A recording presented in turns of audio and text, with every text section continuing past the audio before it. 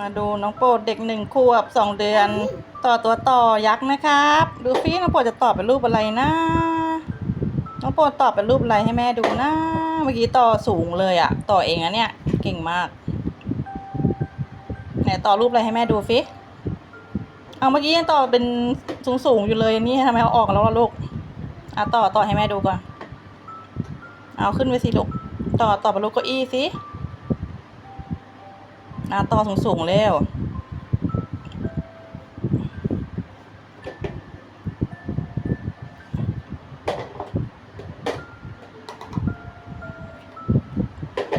ไหนต่อให้พี่ปิ๊งดูสิ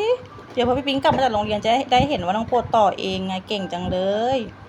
พี่ปิ๊งจะได้ชมน้องโปรดไงว่าน้องโปรดต่อตัวต่อยักษ์เองเหรอเก่งมากเลยครับต่อนะต่อตัวต่อนะต่อให้แม่ดูก่อนเร็ว